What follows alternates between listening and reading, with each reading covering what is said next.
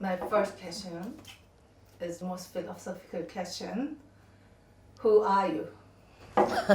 Well, that's a difficult question, of course. My name is Carla Slabbekoorn. I'm 38 years old. I live in the Netherlands and I am a married mother of two daughters. Um, I work in finance during the week and I am the CEO of Army Help Center. So, okay, second question. So this one you can go a little more in detail. Sure. So where do you live? Where do I live? I live in Harlingen in the Netherlands. It's a small town on the coast in the north of the Netherlands. So how many populations in Harlingen? I think it's around 15,000 people. Yeah, not a lot. How many armies in Harlingen? Not sure. I know three, but they are in my child's class. Other than that, I don't know any. But I'm hearing from my children that they see armies walking about more and more because of the merchandise they're wearing. They always tell me when they spot a wild army. So what do you do for a living? I work at Aegon, and Aegon is a banking and insurance company. And I work for the mortgage department. So I I grant people mortgages. I assess their financial situations to see if they can buy a house. And I'll make sure that they will get the money to buy that house. Yeah. Okay. And okay, now we are going back to your whole life. And what is the happiest memory of your life? Pooh. Well, happiest memories must be, I think, the birth of my children's. Of course, our marriage, our wedding was really fun because we had a big party with a lot of family and a lot of friends, very casual. And of course, BTS concerts were really high up there as well. I've been to 3 concerts in Paris and it's an amazing experience. So I think those go high up on the list as well. Now the next question may be a little blue. What is the saddest memory of your life?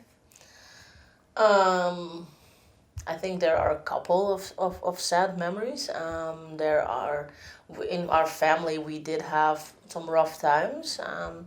I think one of the most recent, sad moments was when my brother-in-law passed away quite recently. Yeah, and my husband, his sister, it was her husband, but his sister passed away a few years ago as well. So we have a niece, and she is now, I think, and I shouldn't lie, I think she's maybe 30 or 29, and she's already without parents, so that's pretty heartbreaking, in my opinion. So that's really something that's quite recent, and that's really sad. But yeah, there are ups and downs in every life, I think. Luckily, within our own small family, we didn't have to experience things like that. But in our extended family, there have been quite some difficult situations like this as well. Yeah. Mm-hmm.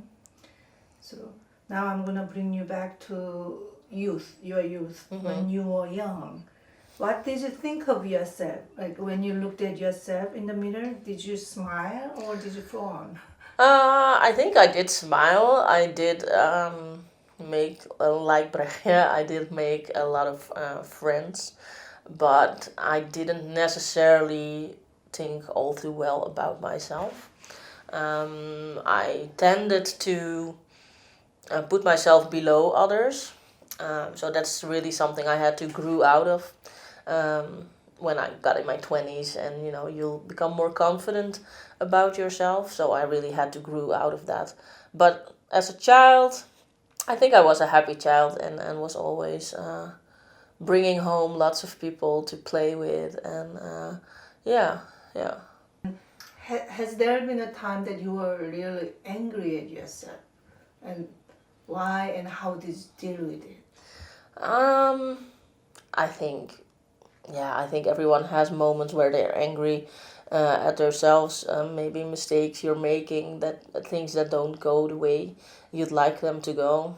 Um, but I think I'm pretty forgiving towards myself as well. So I don't think I'm that angry because I could always reason why I did certain things, and the same thing goes for people around me. I always try to find the reasoning behind actions, so I don't get angry like that a lot. So not even towards myself. Yeah. And do you remember what were your dreams when you were young? It changed every other week. I wanted to be something different. I never really had something in mind like, oh, when I grow up I want to be this or that. So the one week I would want to be a veterinarian. Other week I'd like to be I don't know, a painter. Another week I would like to be a doctor or a nurse, or so it really changed. So I never really had like a big dream of what I'd like to be when I grow up. So I'm still trying to figure it out what I want to be when I'm growing up. How did you get to know BTS? I was following Steve Aoki on social media, and I was following him because I saw a documentary about him on Netflix, and it really impressed me. So I started following him on social media, and I saw his post regularly, and then all of a sudden he posted a picture with BTS. I didn't know it was BTS at that point, but the comments on that picture were going really crazy. A lot of people were really enthusiastic in their comments. So I was wondering what's happening here. Who are these people? Should I know them? Why is everyone going crazy about them, and what's going on? Who are these people? Why are there so many of them? And how come I never heard of them? So I figured I'd go to YouTube and try to figure out what the fuss was about. And I watched some videos, and I thought they were lip syncing, and because there was no way they were dancing and singing at the same time. So I rewatched it because the comments said, no, no, it's live. I was like, nah, it's not. It can't be. So I was rewatching it, and then, I wanted to know their names. I wanted to see who's who. And I think the rest is history because, yeah, that's, I think, the story for a lot of ARMY. Once you try to learn their names, there's no going back. So that's what happened for me as well. Was there a specific moment that you realized that you are an ARMY, not just a BTS curious fan? Yeah, it was when I found myself like watching way too much videos of them and listening to their music almost every day, and really trying to keep up, and started following them on Twitter, and I was like, oh, I'm in deep already.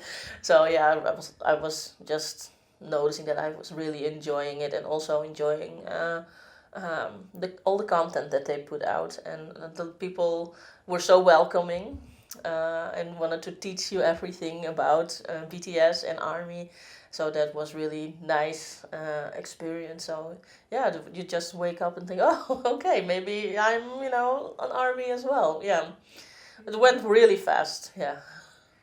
So has BTS changed your life? Yes, it has, because of BTS, I started following them on Twitter, and of course I started some other ARMY and ARMY fan bases on Twitter as well. And one day I just saw a tweet coming around saying that someone came up with the idea of opening up their DMs for other ARMY if they are struggling and if they want someone to talk to, and they wanted to organize a little bit. They wanted to grab, I think the plan was around 7 or 8 people from around the world with maybe psychology background to just answer those messages. And I was really interested because mental health is something that I was always interested in, and I think it's really important. So I offered my translation services. forgetting that almost all Dutch people speak English, so my translation services weren't really needed. Then I focused on other things. I did do some conversations with Army as well, but I also figured out pretty quickly that that wasn't necessarily something I am the best at. I'm not bad at it either, but I noticed my fellow volunteers were better at it, and it's you just have to accept that and recognize that in yourself that sometimes certain things aren't your strong points. But I do love to organize things, so I just offered my services to organize because we were growing really fast, and a lot of followers and more and more volunteers. So I focused on organizing this, and now we have Army Help Center here for I think almost 4 years now. Yep. So it originated from Dutch. No, it originated from France. So it was a French army who came up with the idea. Yeah. And who came up with the name? The same French army. Yeah, you have to, a lot of fan bases have army in their name. Of course, to just recognize it as being BTS army. And yeah, it was a pretty self-explanatory name, I think. Because, it's about helping people. Not necessarily providing therapy, even though we do have psychologists and doctors, etc. in our volunteer group, but we're not providing therapy, but we do offer a listening ear to people who need it. So it helps a lot of people to be comfortable talking about their own issues, because it's really difficult. And it's really close to someone's heart. So now you can speak about it anonymously with someone who's at least has the same interests as you. So that makes it easier. So we're helping them.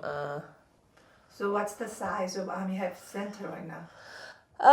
We have around 240 volunteers from, I think, around 40 different countries. We have 17 or 18 different accounts. So some of them are targeted towards a certain language, for example Spanish, because that will have the whole Central and Middle and South America, and of course Spain itself as well. Others are targeted more towards countries like Indonesia or Germany. We have a German account as well. So there are a lot of different groups, but we also have an international account, so people who don't have their separate account, they can always come to us at our international account. And I think, I don't know how many followers we have at this point, but a lot. And we also calculated last year, December, how many messages we got. And I think it was over 30,000 messages that we had. So it's a lot of messages of people that we spoke to. What are common problems? Is there some category that you can? I think anxiety is definitely something that we are hearing about a lot. Of course, the COVID situation didn't help either. We noticed that a lot of people are scared, lonely, depending on where they are, of course, because situation is so different in a lot of countries. We get a lot of different problems. Some people have issues with their boyfriend or girlfriend or their parents who are being strict, pressure. But we do also get people who are suicidal or are self-harming or are having eating disorders or are being abused even. So it can be really, really difficult situations as well. But it really depends on the region as well. Cultural impact definitely differs the problems which we get. And how did your relationship with Dr. Stein started? Yeah, that was really coincidental. We were, I think, going, because that's 2019. the name of the album, Map of the Soul, Persona, dropped. And my volunteers went crazy. They were like, ah, and I was, what's going on? What's happening? And they were really enthusiastic. Said, oh, it's Map of the Soul, and it's the book that's on the Big Hit website, and it's being sold there, and and it has to do with psychology. It's like, okay, maybe we should do something with that. We know the name of the album. We didn't know anything other than that at first, because of course first they dropped the name of the album. So we started thinking, and we said, okay, let's try to explain Carl Jung and Jungian psychology to Army who might not be familiar with the subject. I don't know anything about Jungian psychology, so I just gave my volunteers some tools, like, okay, here is a Google Drive, and here are some things you can use, and here are some resources, and you can just take it away from here. Luckily, I have lots of really talented people who really got busy doing that. But I started thinking, what can I contribute? Because it seems like they are doing all the work now, and I want to help too. So I started finding resources for Army to go after our project would be finished. So if you want to know more, you can go here, here, and here. And I started messaging people who had Carl Jung or Jungian psychology in their Twitter bio to see who they were, and if they could give me tips, since I knew nothing. So I met up with, virtually of course, with Laura London, and she has a podcast called Speaking of Jung. So I listened to that, and I said, okay, what's a good episode for Army to start with? So we started discussing that, and I started explaining her what Army Help Center is about, and she was really interested. And I didn't know that she knew Dr. Stein himself, but she spoke to him about us, because of course it was quite a surprise to him as well, since he wrote the book Map of the Soul.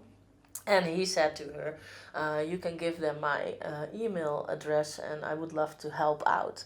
So that was really mind-blowing and really surprising to us. But we were really honored to be able to work with him. So he checked our project and the things that we wrote, if they were actually true and factual, that we weren't getting it wrong.